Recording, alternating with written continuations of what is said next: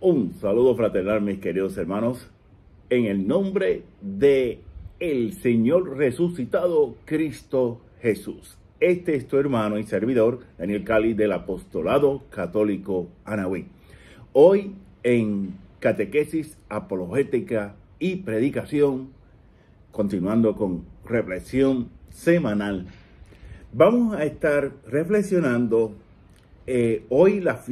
Hoy la iglesia está celebrando la fiesta de los santos Felipe y Santiago, apóstoles de nuestro Señor Jesucristo.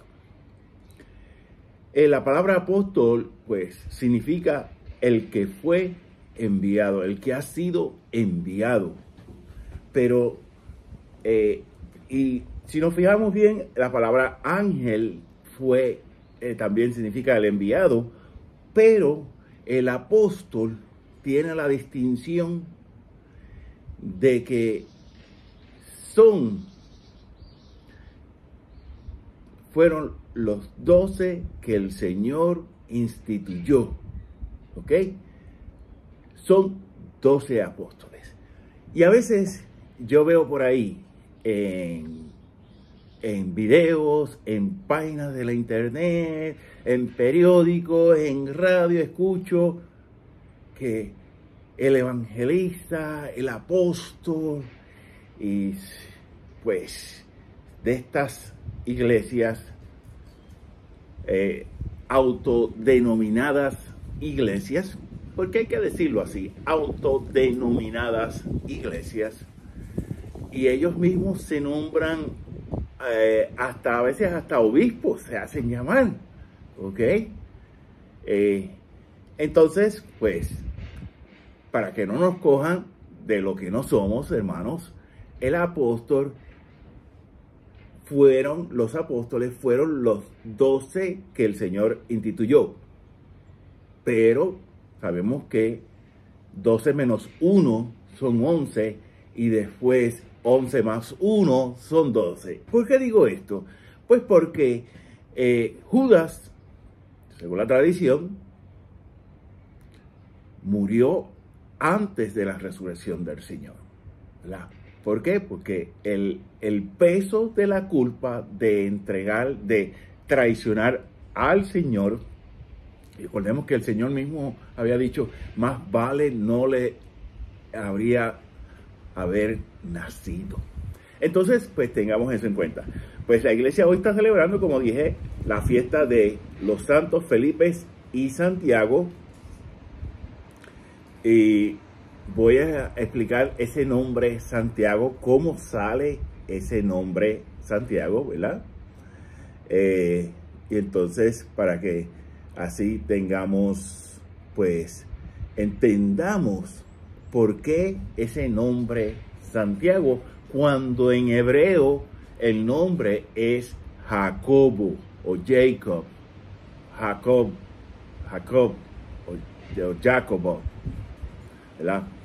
Y vamos a estar reflexionando, mis queridos hermanos, en la lectura de la primera carta del apóstol San Pablo a los Corintios, capítulo 15, versículos 1 al 8. Y San Pablo nos dice de la siguiente forma: les recuerdo, hermanos, el evangelio que les anuncié y que ustedes aceptaron, en el que además están fundados, que les está salvando, si se mantienen en la palabra que les anunciamos. De lo contrario, creerán en vano. Porque yo les transmití en primer lugar lo que yo también recibí, que Cristo murió por nosotros, por nuestros pecados, según las Escrituras, y que fue sepultado y que resucitó al tercer día, según las Escrituras, y que se le apareció a Cefas, más tarde a los 12, y después se le apareció a más de 500 hermanos juntos, la mayoría de los cuales viven todavía. otros han muerto. Después se le apareció a Santiago, más tarde a los apóstoles. Por último, como a un aborto, se me apareció también a mí. Palabra de Dios, te alabamos, Señor. Bien, mis queridos hermanos, esta primera carta que Pablo le escribe, que el Pablo le escribe a la iglesia de Corintios, ¿verdad? Y este es el capítulo 15 de esta carta, de esta primera carta, ¿verdad? Capítulo 15, versículos 1 al 8. Pablo siempre está recordándonos algo. Siempre Pablo en sus cartas, las cartas de Pablo fueron, por así decirlo, cartas catequéticas, cartas de enseñanzas, cartas de recordatorio. ¿Por qué estás recordando? ¿Por qué dije que Pablo nos recuerda siempre algo? Pues porque se nos olvidan las cosas, si no las tenemos ahí encima, se nos olvidan. Y miren, y algo que hice a propósito aquí, para que tengan una idea. Yo leí este evangelio 4 o 5 veces antes, ¿verdad? Y me puse a orar, y me puse a buscar información, referencias bíblicas, comentarios, etc. Pero vieron que me equivoqué en varias ocasiones. Esta vez lo hice a propósito. ¿Por qué? Porque se me olvida. Porque yo sé que se me olvida. Para tener presente, para tener muy presente que pues siempre algo se me va a olvidar, ¿verdad? Y ese detalle no quería olvidarme de ese detalle. Entonces, miren, Pablo le dice, les recuerdo, hermanos, el evangelio, o sea, la predicación que ya Pablo había realizado con la comunidad de Corintios. Y en esta predicación es bien importante para que vean la importancia de lo que la iglesia llama la tradición apostólica. Ven cómo Pablo va señalando, va enumerando a quienes el Señor resucitado se les apareció. A quienes el Señor resucitado se le apareció. Dice, primero dice, ¿verdad? Se le apareció, ¿verdad? A Cefas, más tarde a los 12,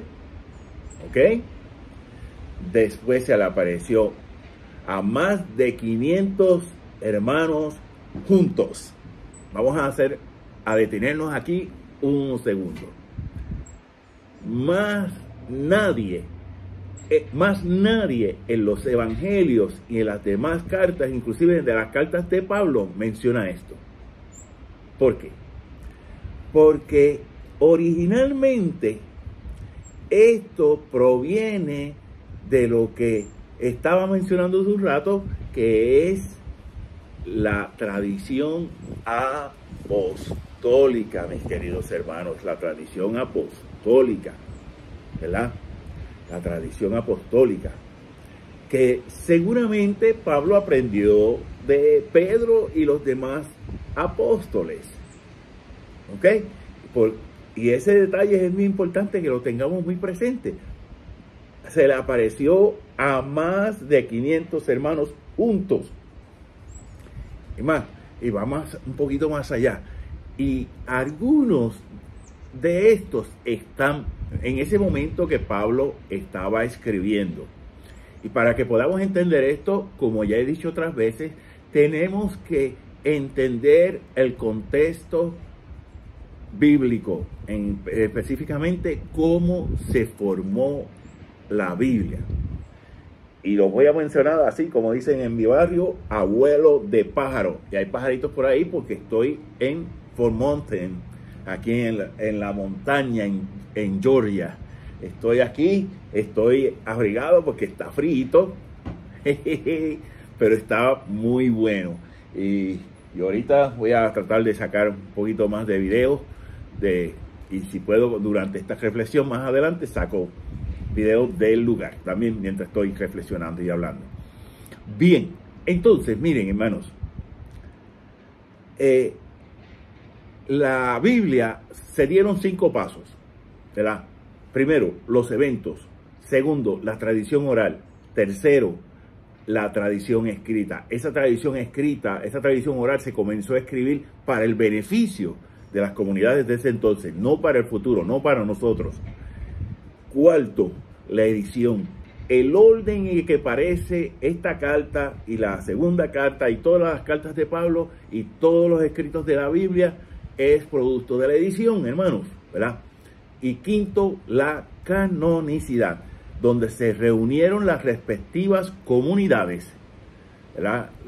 El pueblo judío, los hebreos, que se reunieron en Yarnia y determinaron cuáles eran los libros inspirados del Antiguo Testamento, que ya lo habían hecho los judíos de la diáspora, lo que se conoce como la Septuaginta, la versión griega del Antiguo Testamento, que tiene más libros que la versión hebrea, ¿verdad? Y que entonces en el Nuevo Testamento, pues ya hasta el Concilio de Trento se establece todo definitivamente lo que es el canon del Nuevo Testamento, de los 27 libros del Nuevo Testamento, ¿verdad? Entonces,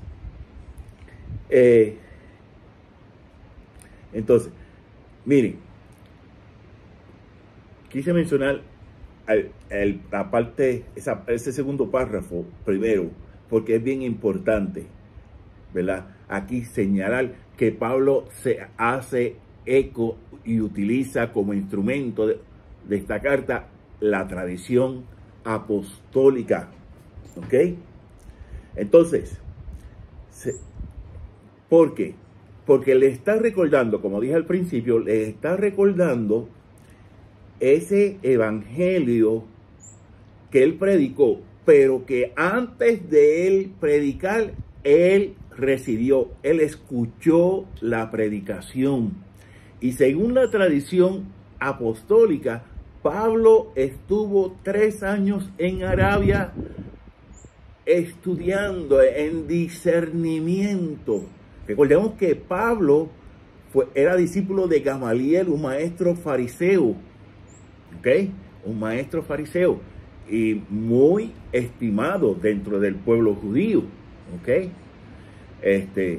Y Pablo conocía muy bien el Antiguo Testamento.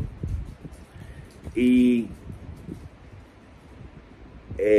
los hermanos que no reconocen los 7 libros deuterocanónicos, ¿verdad? Los hermanos que no reconocen los 7 libros deuterocanónicos, miren lo que sucedió en el concilio de Yarnia cerca del año 70. Algunos judíos querían poner a Jesucristo dentro de ese canon, en algunos escritos, pero los enemigos de esos primeros cristianos trataron a Jesús de bastardo, de hijo ilegítimo. Entonces, dice, como decía una profesora mía en la universidad, el chisme histórico es que Martín Lutero no sabía de esos tratos. Y Martín dijo, bueno, como los judíos en Yarnia quitaron los libros deuterocanónicos, quitaron, y asimismo está en los escritos de las historias y las biografías de Martín Lutero, quitaron los deuterocanónicos, pues nosotros tampoco tenemos por qué aceptarlo, que aceptaron en los primeros siglos del protestantismo. Luego, cuando se inicia la Biblia Reina Valera, es que se quitan oficialmente. ¿Ok? Entonces, miren qué sucede. ¿Cómo yo voy a creer en comentarios, en datos que denigran, que difaman a mi Señor? lo que es muchas veces hablar sin la información debida. Por eso es que, hermano, cuando yo voy a preparar esta reflexión, yo paso horas reflexionando y en oración, porque esto requiere más oración que a veces que estudio en oración. Porque a veces yo he ido a predicar a lugares donde voy a predicar un retiro a jóvenes, a donde como distintas circunstancias, ambientes dentro de la iglesia, grupos dentro de la iglesia, que cuando me doy cuenta y termino de discernir el contexto pastoral de esa parroquia, de ese grupo, tengo que literalmente cambiar mi predicación, lo que ya había preparado. Porque eso sucede mucho, ¿verdad? Que ese evangelio que Pablo les anunció, pero que previamente a eso, él recibió. Entonces, en el cual estamos fundados. ¿Por qué? Porque la iglesia sin el evangelio no puede existir. Tan sencillo como eso. La iglesia sin el evangelio no puede existir. Pero el evangelio existe por la iglesia. ¿Ok? Eso es bien importante entenderlo. La iglesia sin el evangelio no puede existir. ¿Por qué? Porque es la predicación de Cristo. Es lo que recogieron los apóstoles, los agiógrafos, autores bíblicos en el Nuevo Testamento. Recordemos que no todos los autores bíblicos fueron apóstoles. ¿Bien? Marcos no fue apóstol. Sí, posiblemente fue discípulo muy pequeño, muy joven. Y Lucas ni tan siquiera era judío. Lucas era griego. Entonces, ¿verdad? Y que la comunidad de Corinto aceptó ese evangelio. Entonces la pregunta hoy que nos tenemos que hacer: los apóstoles aceptaron ese evangelio, porque para poder proclamar algo, si yo no lo acepto, no va a funcionar, porque el Espíritu Santo va a poner una pared espiritual en la cuestión espiritual, ¿verdad? Yo tengo que aceptar eso. Yo tengo que vivir según esas condiciones que me dice esa buena nueva, esa buena noticia de Cristo Jesús. Y entonces, por eso es que es bien importante que los que nos dedicamos, predicadores laicos, teólogos, ya sea a nivel de licenciatura, maestría, doctorado, no importa qué preparación académica tengamos, si no hay un testimonio de vida, no funciona, punto, tan sencillo como eso, hermanos. Y eso es bien importante poder entenderlo, ¿verdad? Hoy, ¿qué vamos a sacar de esta palabra de Dios? Y ya para esto me voy a ir levantando y voy aquí a moverme un poquito para que vean el ambiente. A ver si, ahí está, ¿verdad? Ahí está, más o menos. Y entonces, pues, verán, pues, ¿qué vamos a sacar de esta palabra de Dios, hermano? Primero, que el evangelio no es algo insignificante. No lo es algo trascendental. Es algo de vital importancia. Si yo soy bautizado y yo quiero cumplir con mi compromiso bautismal, hermanos, ¿verdad? Yo quiero cumplir con esa misión bautismal de ser sacerdotes, reyes y profetas. Yo tengo que comprometerme con el evangelio. Yo tengo que comprometerme con la iglesia. Yo tengo que comprometerme con mi familia. Yo tengo que comprometerme de distintas formas, una y otra forma. Pero también les advierto, les digo que no podemos descuidar, a los que somos laicos, no podemos descuidar a la familia, ¿verdad? Una vez una señora, y esto lo he dicho varias veces, una vez una señora me dice: mire, ¿qué versículos uso para convencer a mis hijos, a mi esposo? el versículo que le diste el arroz con los frijoles, señora. El versículo que le diste los tacos. El versículo que le diste cuando usted está haciendo las tareas de su hogar. Y el versículo que sea necesario para que su esposo y sus hijos entiendan que esa cuestión de la familia es algo comunitario. ¿Ok? Mi gente, de verdad, ha sido un enorme placer el poder estar aquí compartiendo con todos ustedes. Te pido con toda la caridad fraterna posible que compartas este video. Suscríbete a nuestras redes sociales, Facebook, YouTube, especialmente Facebook y YouTube. Estamos también en Twitter, ¿verdad? Yo soy malo con la cuestión de las redes sociales, ¿verdad? Y si alguna vez le he dicho y se me han olvidado, perdónenme, pero estoy tratando de hacer lo mejor posible porque yo trabajo solo con esto. Yo no tengo un grupo de trabajo para que tengan también consciente y me mantengan en sus oraciones, ¿ok? Así que, primero Dios, cuídense, Dios me los bendiga a todos y pues nos vamos a despedir como siempre aquí en esta hermosa naturaleza con la bendición del Padre, del Hijo y del Espíritu Santo. Amén.